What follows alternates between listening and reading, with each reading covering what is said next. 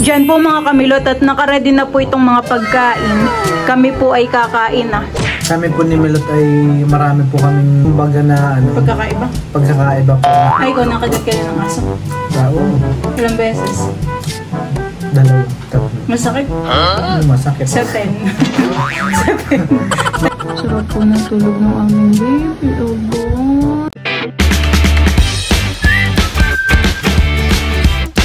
What's up mga kamilot? Welcome back sa aking channel. Super Days Vlog po ay magluluto po ako ngayon ng umagahan po namin ni Bal. Yan po mga kamilot at bayan po si Baby Teo. Ayan po ay sinisinok. Ay sus!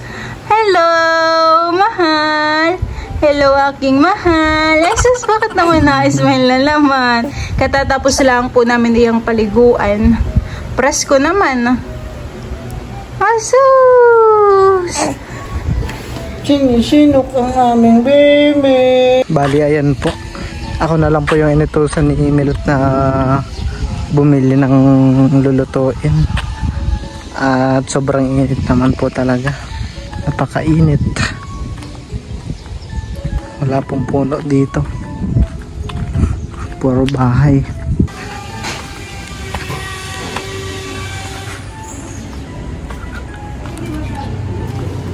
Tao po. May tusino po kayo? Meron. Pabili po ako ng isang balot. At saka po yung hotdog din po. Ilang hotdog? Isang balot na rin po. Ano lang to? Dito na lang. Bawas na. Bawas po ay piraso po. Mga 4 po na piraso. Opo. Asan yung mga natin? Ilan na ganito? Ay 6 na po pala. Ani? Opo.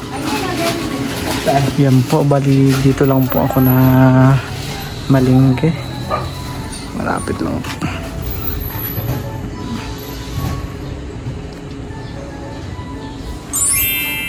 Ako po'y nakapagpalingke na ng mga lulutuin ni Milot. Yan po, tara. Diyan po mga kamilot at bali si Bal po ay nagbabalat ngayon ng pinya. Iyan po ay galing po kala Ma'am Joy. Ano kaya ay matamis? Parang matamis naman honey. Sarap na yung isaw-saw sa asin honey. Kahit di na isaw-saw sa asin. Ay gusto ko may asin pag ako nagkakain ng ganayan. Tatanggalan pa po yan ni Bal ng mata.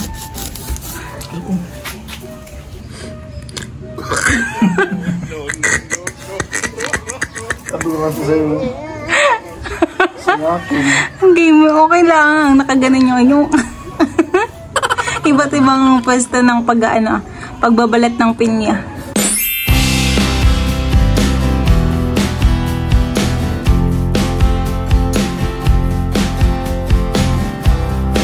Kanina po si Teo ay tulog na. Nang binaba ko po sa crib ay nagigising. Kapag po si binababa po namin sa crib ay siya po ay nag-iiyak at nagigising. Tulog na ikaw mahal ka na eh.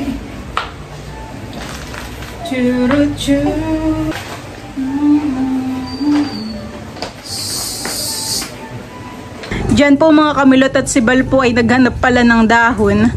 Isa lang ang nandoon. Marami. Ito lang pinakamagandang dahon. May puro alikabok. Ay pwede nating ilagay dito yung kanin honey.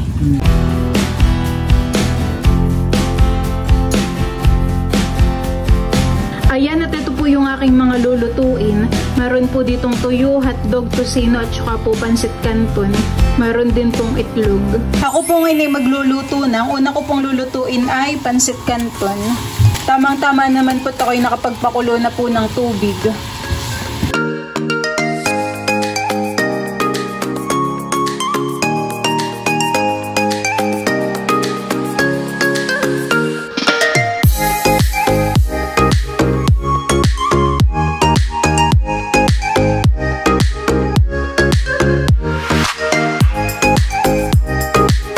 Next ko naman pong lulutuin ay tosino. Yan, akin na pong lalagay dito sa kawali.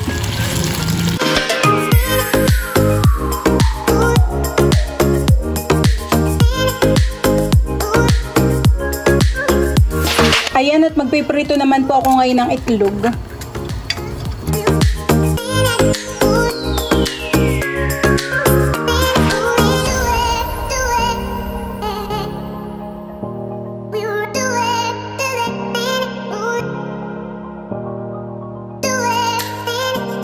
Ang ipiprito ko naman po ay hotdog.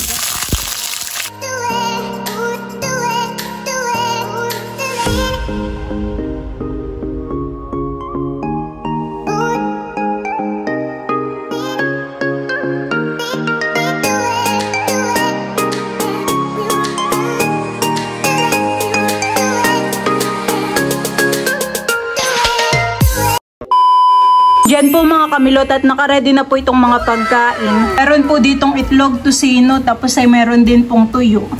At saka meron pong hotdog, kamatis, tapos meron po ditong suka, itlog na maalat at saka po kamatis pa rin. Ito po ay may toyo at kalamansi. Ayan, meron din pong pansit canton. Tapos po ay pinya at saging. Ayan po. Ayan po at kami po ay kakain na. Diyan po mga kamilot at kami po ni Balay kakain na. Let's pray, Father, the Son, the Holy Spirit. Amen. Lord, thank you for this food. Blessed it to our body. Nourish it in Jesus' name. Amen. Kain na. Kain po tayo. Kain po tayo. Init. Nakakagutom po. na. Wow, Pansit sarap. canton. Sarap Dami, maubos kaya natin ito, my loves. Hindi Pero naman kung hindi naman namin po naubos ngayon ay pwede namin gawing tanghalian. Baka kaya pa ng hapunan. Kung kaya pa daw po na hanggang hapunan. Si Teo po ay tulog.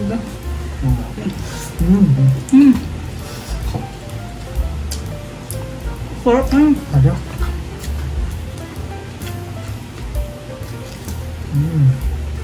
Sukay tuyo. Sarap. Tuyo po.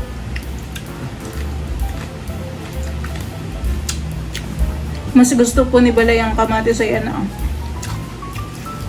Malilit ng hilis yan. Akan mo ganito. Pwede mo ito natin. Sarap na.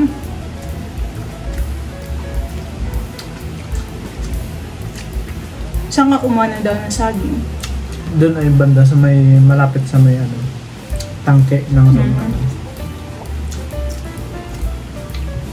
Kami po ni Milot ay marami po kaming ano, parang kumbaga na ano, pagkakaiba po na kunwari gusto niya po ay matabang, gusto ko po ay matamis, parang opposite.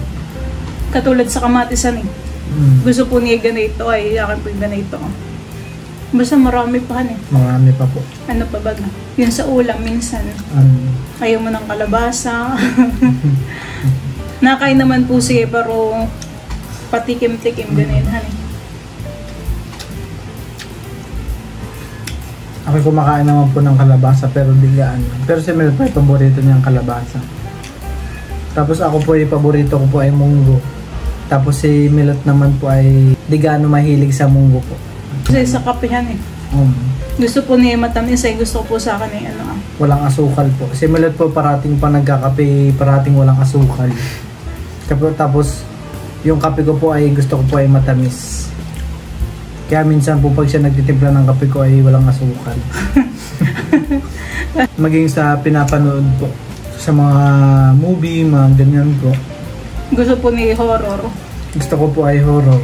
Si Milot po ay ayaw na ayaw niya horror. Depende yun. Pero gusto ko rin ng horror. Depende yun sa lugar. Gusto naman po na gusto po siguro ni Milot ng horror pagka marami pong nanonood. Pero pag kami dalawa lang po ay ayaw niya. Nakakot-lakot kaya. Pero tayo nagkakasundo ay sa ano? Sa adobo. Sa adobo po. Sa coke. Coke. Pero bawal naman sa akin gaano ang coke. Si Milot po ay gusto niya po ay tahimik. Sa akin po ay gusto ko po ay parang maingay. Hindi naman po gano'ng maingay. Parang may maingay sa paligid. Yung ganun po gusto ko. Ayoko po ng medyo tahimik. Si Milot po ay gusto niya po yung tahimik. Yung parang mabibingi ka sa tahimik, sa sobrang tahimik. Hindi naman. Minsan naman ay gusto ko rin ay maingay. May time lang talagang gusto ko may time lang po talaga na gusto ko ng ano-anong tahimik para makakapag-isip ako ng maayos. Kain po tayo ng itlog. Harap. Ano po? Bali si baby po buti ay masarap ang tulog, di po nag-iiyak. Di po tulad ng nakikiramdam po.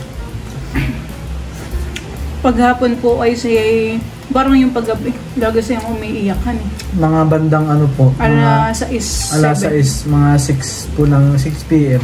Parati po siya nag-alburuto. Siguro gawa ng iyak ng inaantok. iyak, opo, paantok na siya.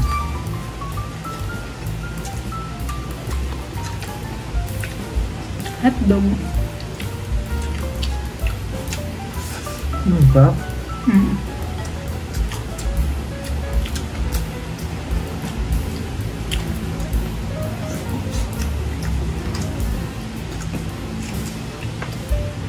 May itlog na maalat pa.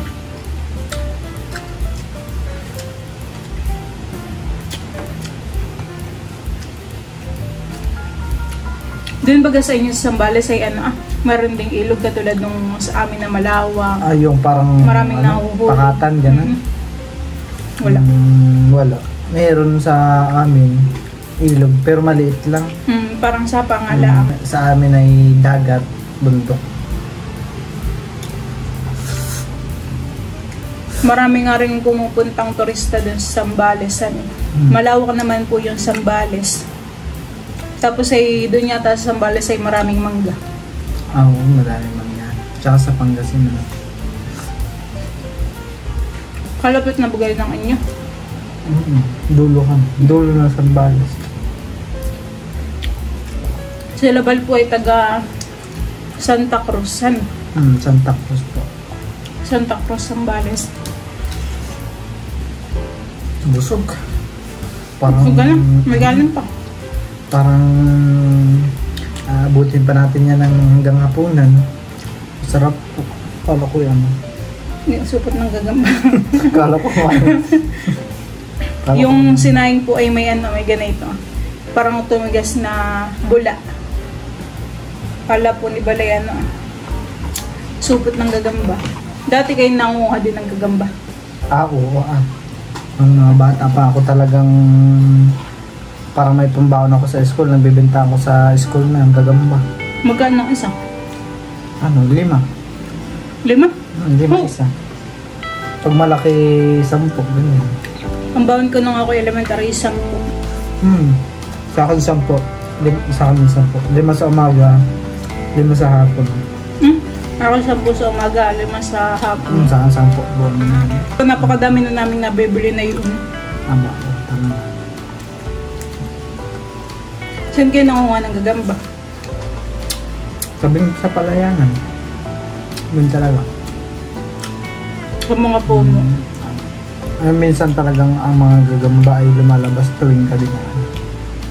Tuwing? Gabi. Gabi? Si Milot daw po nung bata siya, ikinigkwento niya sa akin dati ay hilig niya talaga umakyat ng puno. Parang nagkikwentuhan po sa taas ng puno, parang mga ganun po. Narating natin po sa akin ni Milot. Napakalawak dati. Sino palang mga kakwentuhan mo sa taas ng puno pag kayo nagkikwentuhan? Mga pinsan ko, tapos yung mga iba kong kalaro. Doon kami umaakyat, umaadyot. Umaadyot. Tapos minsan na kami nagtatago-taguan ay doon pa kami nagtatago sa taas.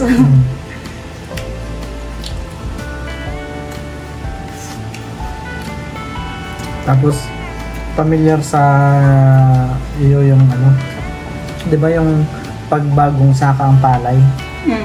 Sa amin pinag-treseran yun. Treser yung makina tapos tumatapon-tapon yung mga treser. Tapos backward ka doon sa mga yung makati.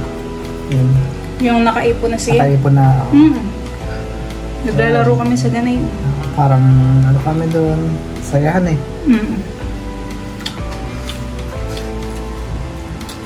Ang na-miss ko sa dati, nung bata ako, yung na-miss ko na binibiling chichirya sa tindahan, yung pag bumili ka ng chichirya, may libreng suka na sa loob. Yung may ganun pa rin naman yata ngayon. Parang wala na ako nakikita. Naroon pa. Lechong baka. May suka, may parang pouch na sa suka sa loob. Nabibili pa kaya yung piso ngayon? Ano man? Ano? Candy. Na Meron pa nga dating candy ng hubo. wala nang candy ng piso yata. Ba Ano meron na, ng... 5-2 na. Hindi meron. 5-3. Ang Meron. candy na ngayon. Wala ng piso. Ay, ikaw may labs, ay nakagat ka na ng aso? Hindi pa. Eh? Hmm. Delikado pag nakagat ka ng ano. Hindi naman sa pusa, nakagat ka na. Hindi pa din. Hindi pa din. Kaya, Takot sa akin ng mga aso at pusa. Charot. Si Dudut. Parang ilang beses na yung nakagat ng aso. pag sa amin, pag nakagat ka ng aso, ay kailangan mong pumunta sa magtatandok. Alam mo yun? Hindi. Magtatandok. Bakit? Para sipsipin yung dugo. Anong magtatando? Magtatandok. Pag wala rin nakagat ka ng aso, dapat itakbo ka agad doon sa magtatandok. Tapos, ang gagawin, parang papaduguin yung nakagat sa'yo. Parang papalabasin yung rabies. Parang iiwain ng bleed ng kaunti. Tapos, Akala ko dapat ay tatakbo sa center. Magpapaturok. Dapat ay gano'n, hindi doon. ang Ay, ikaw nakagat ka rin ng aso. lao mo, Ilang beses. 2, 3. Masakit. Masakit. Sa 10. Sa 10. 10 Mga- out of ano. Mga 7. Ako hindi pa nakakagat ng aso. Pinya. Kain po tayo ng pinya. Nakakabusog po. Karap ng pinya. Matamis. Sana'y nag-umagahan na rin po kayong lahat.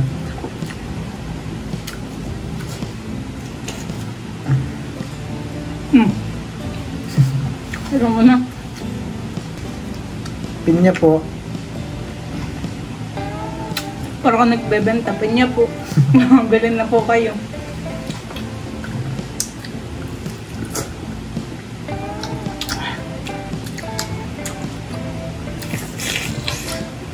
Ang sarap po.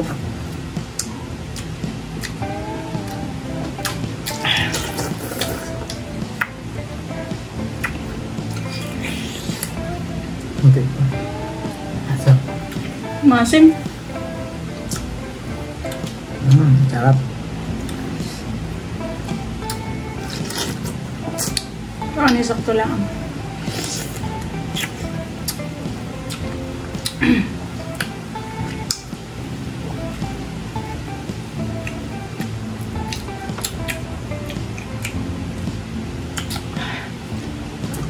Yan po mga kamilot at bali kami po ni Balay tapos nang kumain. Busog. Busog po. Hindi pa po namin naubos sa talaga.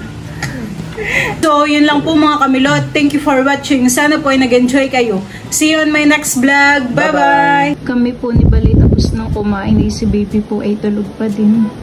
Sarap po ng tulog ng aming baby. Obo, nice. Smile pa po. Ayan.